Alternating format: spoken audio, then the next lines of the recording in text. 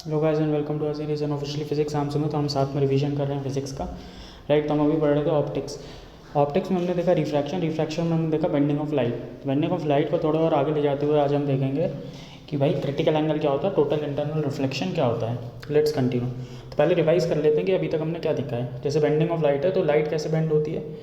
मान लीजिए ये इंटरफेस लाइन है आपकी, आप डेंसर मीडियम से रेयरर मीडियम में जा रहे हो, ये आपकी लाइट आ रही है। लाइट बेंड कैसे होगी, लाइट बेंड होगी अवे फ्रॉम द नॉर्मल, कुछ इस तरह से।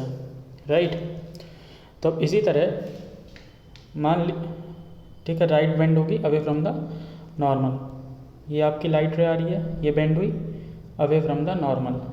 Right, this is angle of incidence, this is angle of refraction. Sine I upon sine R equals to mu two by mu one, ये Snell's law बताता है। तो Snell's law के हिसाब से साइन आर की वैल्यू हो गई mu one upon mu two into sine I. Right, mu one upon mu two into sine I. तो म्यू वन और म्यू टू तो कांस्टेंट है, बस साइन आई चेंज हो रहा है। मतलब sine R is directly proportional to sine I, मतलब R is directly proportional to I. Angle of refraction और एंगल ऑफ इंसिडेंस एक दूसरे के डायरेक्टली प्रोपोर्शनल हैं। मतलब मैं ये कह सकता हूँ कि एंगल ऑफ इंसिडेंस सिर्फ और सिर्फ एंगल ऑफ रिफ्रैक्शन पे डिपेंड करता है अगर म्यू टू और म्यू वन कॉन्स्टेंट है। तो म्यू टू और म्यू रिफ्रैक्टिव इंडेक्स दो मीडिया के तो कॉन्स्टेंट ही रहते हैं। इसका मतलब है जैसे जैसे मैं एंगल ऑफ इंसिडेंस बढ़ाऊंगा वैसे वैसे एंगल ऑफ रिफ्रैक्शन बढ़ेगा, क्योंकि साइन आर को इधर ले जाओ तो साइन आई और साइन आर डायरेक्टली प्रोपोर्शनल है। तो देखते हैं कैसे एंगल ऑफ इंसिडेंस बढ़ा सकते हैं हम। ठीक है, इसको थोड़ा सा जूम कर लेते हैं। ये आपका सरफेस है, ये आपका ऑब्जेक्ट है। ठीक है, ऑब्जेक्ट से एक लाइन गई ऐसा,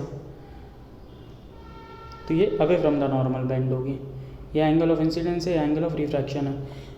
अब अगर मैं एंगल ऑफ इंसिडेंस बढ़ा दूँ, कैसे बढ़ेगा, इसको ये करा तो ये देखिए एंगल ऑफ इंसिडेंस बढ़ा तो एंगल ऑफ रिफ्रैक्शन और ज़्यादा हो जाएगा। राइट, तो फिर और बढ़ाता हूँ तो एंगल ऑफ रिफ्रैक्शन और ज़्यादा हो जाएगा। एक पॉइंट ऐसा आएगा कि एंगल ऑफ रिफ्रैक्शन 90 डिग्री हो जाएगा। राइट, वो लाइट बेंड होते होते इतनी बेंड हो जाएगी कि वो पूरी बेंड हो जाएगी। वो केस कैसा होगा, ये आपने दिया एंगल ऑफ इंसिडेंस इतना बढ़ा दिया है कि ये लाइट ऐसी हो जाएगी। Angle of refraction will be 90 degree. और अगर अब इससे ज़्यादा आपने एंगल ऑफ इंसिडेंस बढ़ाया है तो एंगल ऑफ रिफ्रैक्शन और बढ़ेगा, और उस केस में ये 90 डिग्री से ज़्यादा हो जाएगा और लाइट रे वापस उसी मीडियम में आ जाएगी। मतलब लाइट रे रिफ्रैक्ट ही नहीं होगी, रिफ्लेक्ट हो जाएगी। राइट भाई, ऐसे करके रिफ्रैक्शन एंगल अगर 90 से ज़्यादा हो गया तो ये तो रिफ्लेक्शन का केस हो गया, तो लाइट रे वापस आ जाएगी। तो ये एंगल जिस पे वो एंगल ऑफ इंसिडेंस जिस पे एंगल ऑफ रिफ्लेक्शन 90 डिग्री आ जाता है, that angle of incidence is called as critical angle. और अगर angle of incidence critical angle से ज़्यादा होता है तो लाइट रे वापस रिफ्लेक्ट हो जाती है। तो इस फिनोमेना को बोलते हैं total reflection, total internal reflection. Right, अगर टोटल इंटरनल रिफ्लेक्शन अगर हो रहा है तो कोई भी रिफ्रैक्शन नहीं होगा, सिर्फ और सिर्फ रिफ्लेक्शन होगा। अगर angle of incidence critical angle से ज़्यादा है तो रिफ्रैक्शन नहीं होगा, सिर्फ और सिर्फ रिफ्लेक्शन होगा। तो this is total internal reflection, मतलब टोटल लाइट रिफ्लेक्ट हो रही है, कोई भी लाइट का कुछ भी कंपोनेंट, कोई भी पार्ट रिफ्रैक्ट नहीं हो रहा है। राइट, इसलिए ये रिफ्लेक्शन से अलग होता है। भाई कोई नॉर्मल लाइट जब पड़ती है किसी भी सरफेस पे तो कुछ पार्ट रिफ्लेक्ट होता है, कुछ पार्ट रिफ्रैक्ट होता है। तो हमने रिफ्लेक्शन की स्टडी कर ली है, रिफ्रैक्शन की स्टडी कर ली है। राइट, अब एक स्पेशल केस है कि जिसमें रिफ्रैक्शन नहीं हो रहा है, सिर्फ रिफ्लेक्शन हो रहा है। तो that's why it is called as total internal reflection. Right, angle of incidence क्या होता है, आर को 90 डिग्री रखो तो साइन आर हो गया 1, तो साइन आई हो गया mu two by mu one, तो आई सी हो जाएगा sine inverse mu two by mu one. ये आपका हो गया क्रिटिकल एंगल, ये हो गया आपका टोटल इंटरनल रिफ्लेक्शन। भाई ठीक है, जहाँ पर रिफ्रैक्शन नहीं हो रहा है। टोटल इंटरनल रिफ्लेक्शन की क्या दो कंडीशन है, एक तो angle of incidence greater than I C होना चाहिए, सही बात है, और एक डेंसर टू रेयरर मीडियम में लाइट को ट्रैवल करना चाहिए, क्योंकि जब डेंसर से रेयरर करेगी तभी तो away from the normal move करेगी। राइट, तभी तो वो away from the normal move करेगी। अगर रेयरर टू डेंसर करेगी वो तो टुवर्ड्स द नॉर्मल मूव करेगी, तो इस केस में टोटल इंटरनल रिफ्लेक्शन पॉसिबल ही नहीं होगा। अब भाई TIR के क्या क्या एप्लीकेशन होती है, क्या क्या एग्जाम्पल्स होते हैं। फॉर एग्जाम्पल ऑप्टिकल, आपकी अगर आपने ऑप्टिकल फाइबर सुना होगा, आजकल ब्रॉडबैंड कनेक्शन ऑप्टिकल फाइबर हो रहे हैं, जियो फाइबर, एयरटेल ऑप्टिकल फाइबर से प्रोवाइड हो रहे हैं। क्या होता है ऑप्टिकल फाइबर, ऑप्टिकल फाइबर में एक ऐसी नैरो सी ट्यूब रहती है और उसके आसपास एक कोटिंग रहती है। तो ये कोटिंग रेयरर मटेरियल की रहती है। ठीक है। This coating is of rarer material और अंदर का ट्यूब डेंसर होता है, तो यहाँ पर एक सिग्नल पास करा जाता है कुछ इस तरह से कि उसका angle of incidence critical angle से ज़्यादा रहता है। तो क्या होता है, टोटल इंटरनल रिफ्लेक्शन अकर होता है और वो लाइट रे ऐसे ऐसे मूव करती है, वो सिग्नल अंदर ही अंदर मूव करता है।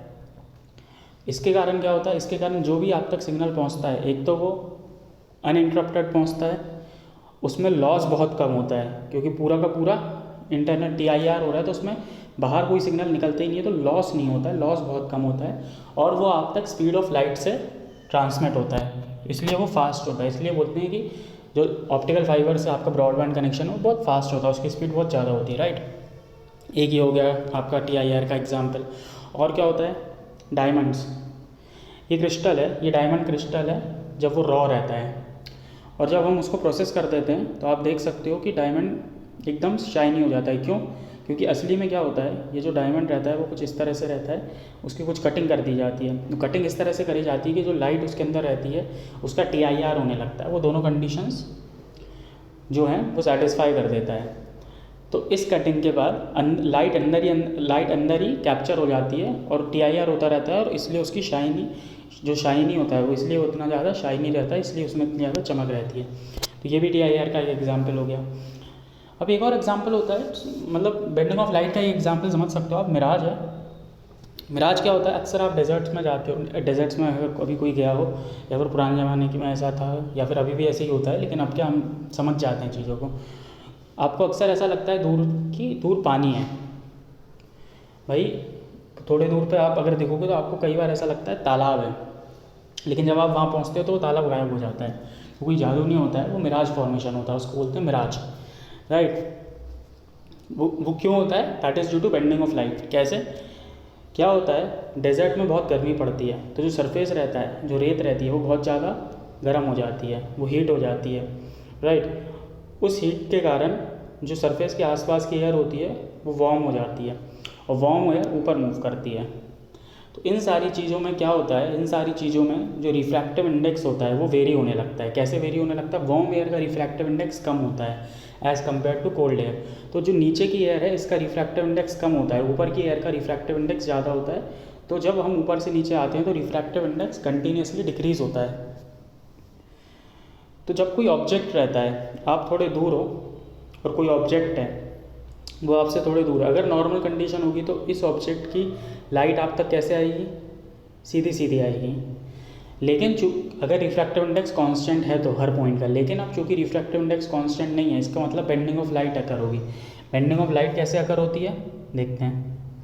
नॉर्मल केस में रे ऐसे आ रही थी, लेकिन अब चूँकि रिफ्रैक्टिव इंडेक्स चेंज हो रहा है तो बेंडिंग ऑफ लाइट अकर होगी।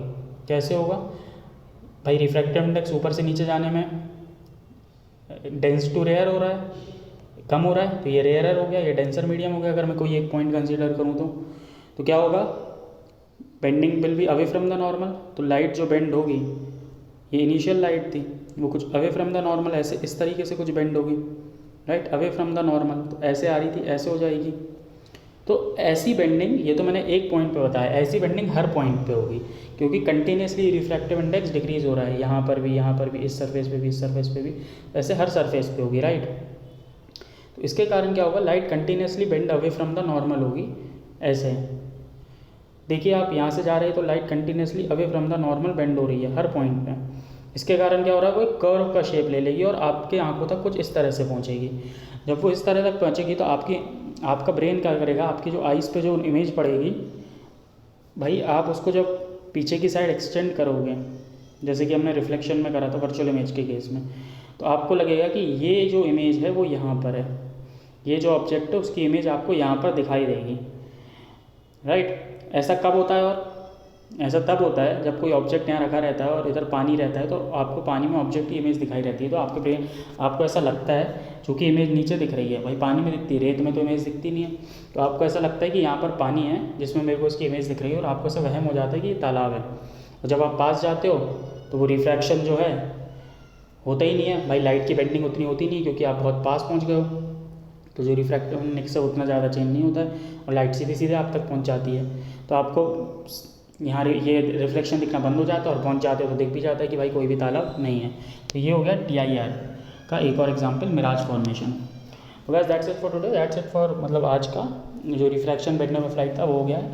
तो बेसिकली हमने अभी तक जो भी रिफ्रैक्शन पढ़ा है वो हमने पढ़ा है प्लेन सरफेस पे जब रिफ्रैक्शन होता है, ठीक है। अगर सरफेस प्लेन है तो क्या होता है, बेंडिंग टुवर्ड्स होगी या अवे होगी, हमने सिर्फ प्लेन सरफेस का पढ़ा है। लेकिन ऐसा भी तो हो सकता है जो दो मीडियम है, मान लीजिए एयर है, ये वाटर है, इन दोनों के बीच पे हमने अभी तक जो रिफ्रैक्शन पढ़ा है प्लेन सरफेस पे पढ़ा है। लेकिन ऐसा भी तो हो सकता है कि भाई सरफेस प्लेन ना हो, सरफेस कर्व्ड हो, कुछ इस तरह से हो, तो उस केस में रिफ्रैक्शन कैसा होगा ये हम डील करेंगे नेक्स्ट वीडियो में। लेकिन उसका थोड़ा सा एग्जांपल दे देते हैं। मान लीजिए सरफेस कर्व्ड है, ठीक है, और कोई लाइट रे उस पर ऐसे, ये ऑब्जेक्ट है, यहाँ से कोई लाइट रे उस पर ऐसे आ रही है, तो अब इसका रिफ्रैक्शन कैसे होगा, sine sine I is equals to μ2 sine R, Snell's law के हिसाब से होगा। तो उस हिसाब से जब आप कैलकुलेट करोगे, देखिए स्पेरिकल सरफेस से ही हम डील कर रहे हैं, स्पेरिकल सरफेस है तो उसका सेंटर ऑफ कर्वेचर कुछ यहाँ पर होगा, तो इस पॉइंट पे जब नॉर्मल बनाऊंगा तो नॉर्मल कुछ इस तरह से होगी, राइट, ये नॉर्मल हो गई है, सॉरी इसको थोड़ा ढंग से, ये नॉर्मल है, ये नॉर्मल है, तो ये हो गया आपका एंगल ऑफ इंसिडेंस, और एंगल ऑफ रिफ्रैक्शन आ जाएगा आपका स्नेल्स लॉ से, तो ऐसा कुछ आता है, तो ये आपका हो जाएगा एंगल ऑफ रिफ्रैक्शन। इसी तरह यहाँ से और भी लाइट रे जाएंगी, उनका भी एंगल ऑफ रिफ्रैक्शन आएगा, फिर वहाँ पर जो रेज मीट होंगी वहाँ पर इमेज फॉर्मेशन आएगी। तो ये इस तरह से कुछ इमेज फॉर्मेशन होती है स्पेरिकल सरफेस के केस में, कि इमेज डिस्टेंस क्या होता है स्पेरिकल सरफेस के केस में, ऑब्जेक्ट डिस्टेंस क्या होता है, ये सब हम देखेंगे नेक्स्ट वीडियो में। बट आज के लिए दिस वॉज इनफ। तो नेक्स्ट में हम रिफ्रैक्शन पर और आगे ले जाते हुए स्पेरिकल सरफेसेस से डील करेंगे। Thank you, that's it for today.